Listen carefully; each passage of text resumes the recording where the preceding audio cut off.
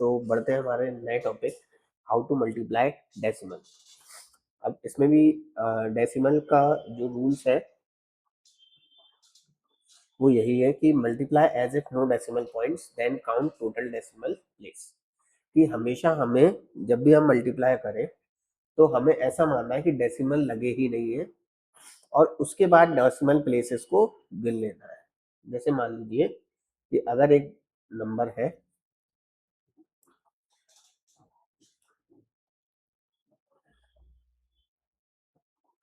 4 decimal और 2 decimal 3 यानी 2.3 और 4.56।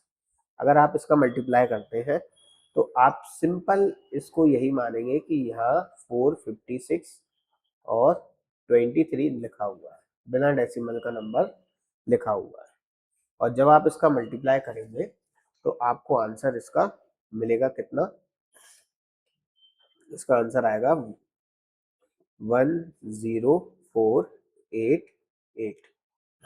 आप इसको मल्टीप्लाई करके देखना, आपको यही आंसर मिलेगा 10488।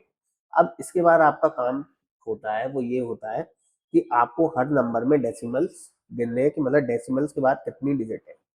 तो डेसिमल के राइट में यहाँ पर 2 डिजिट्स है, एक 5 और एक 6, तो 112। और इसमें कितनी है? केवल 1। अब जितनी भी ये डेसिमल प्लेसेस आई है यानी 2 और 1, इनको हम कर देंगे ऐड, यानी इनको टोटल काउंट कर लेंगे तो ये आ जाएगी 3। अब हम ये देखेंगे कि हमारे आंसर में भी डेसिमल के बाद 3 डिजिट्स होनी चाहिए। तो लगभग ये डेसिमल पॉइंट यहाँ होना चाहिए ताकि इसके बाद 1 2 3 डिजिट्स हो। तो हम ये डेसिमल लगा देंगे कहाँ? यहाँ। और या फिर हम ऐसे भी कर सकते हैं, जैसे ये 3 है तो हम राइट से गिनना चालू कर सकते हैं, 1 2 3 और डेसिमल पॉइंट लगा सकते हैं। तो ये हमारा मल्टीप्लिकेशन का रूल है। अब जैसे मान लीजिए कि हाँ, नेक्स्ट जैसे एक और एग्जांपल इसका देखते हैं, 32 इंटू 15। और इसको जब हम सॉल्व करेंगे तो हम इसको ऐसा मानेंगे कि केवल ये 32 इंटू 15 लिखा हुआ है और 15 का जब हम मल्टीप्लाई करेंगे 2 में तो हमें 30 मिलेगा। हम कैरी चढ़ाएंगे 3 और 15 इंटू 3 45, 45 और 3 48। हमारा आंसर आया कितना? 480। लेकिन अब हमें क्या करना है कि डेसिमल के बाद नंबर गिनते हैं। जैसे इसमें डेसिमल के बाद डिजिट्स है 1 और इसमें भी कितनी है 1, और 1 प्लस 1 मिलके कितना हो गया? 2। तो हम यहाँ से गिनेंगे 1 और 2 और डेसिमल को लगा देंगे। हमारे आंसर में भी डेसिमल के बाद 2 डिजिट्स होनी चाहिए। अब एक नंबर अगर होल है, रूल तो यही है कि एक नंबर अगर होल भी है यानी बिना डेसिमल का है तो हम तो उनको बिना डेसिमल की तरह ही मल्टीप्लाई करेंगे। तो 456 का जब हम मल्टीप्लाई करेंगे 12 में तो हमें मिलेगा 5472। और डेसिमल के बाद 2 नंबर है, इसमें तो है ही नहीं तो इसमें 0 बोलेंगे और इसमें 2 बोलेंगे, तो बस 2 नंबर गिन के राइट साइड से 1 2 और हमारा आंसर आ गया 54.72।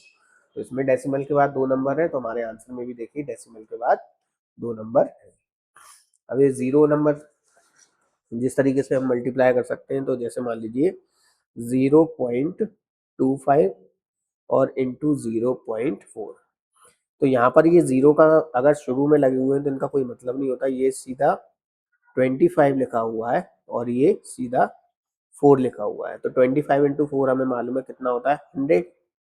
अब हम डेसिमल नंबर देखेंगे कि डेसिमल के बाद इसमें कितने डिजिट्स थे, तो 2 और इसमें कितने हैं? 1।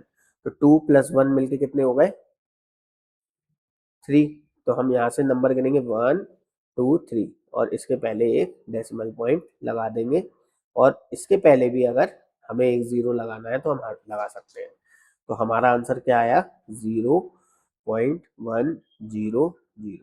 और हमें मालूम है कि ये जो 0 है पीछे के, इनको हम हटा के अगर हटा भी दें तो भी इन्हें कोई फर्क नहीं पड़ेगा। आप चाहे तो इसके पीछे और 0 बढ़ा सकते हैं या इन जीरोस को हटा सकते हैं। तो ये आपका आंसर 0.1 या 0.10 या 0.1000 मतलब 100 कुछ भी हो सकता है।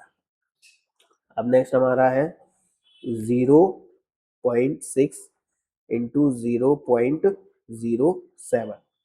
तो इसका हम सिंपल 6 और 7 ही है हमारे पास नंबर, तो 6 इंटू 7 होता है 42। अब जैसे मान लीजिए कि डेसिमल के बाद यहाँ पर 2 डिजिट है, ये देखिए 0 और 7, और यहाँ पर कितनी है 1। टोटल 1 कितने हैं, ये 1 प्लस 2 कितने 3। तो हम यहाँ से गिनेंगे 1 2। अब नंबर हमारे पास अगर खत्म हो गए तो हम लेफ्ट साइड बढ़ रहे हैं, देखिए राइट से लेफ्ट की तरफ। 2 4 यानी 1 2। अब तीसरा नंबर हमारे पास नहीं है तो उसको हम 0 मान लेंगे। 1 2 3 और यहाँ पर डेसिमल लगा देंगे। तो हम 0 से बाकी के बचे हुए नंबर्स को बैलेंस कर लेते हैं और यहाँ पर आंसर आ जाएगा हमारा 0। इस तरीके से हमें डेसिमल पॉइंट्स को मूव करना होता है।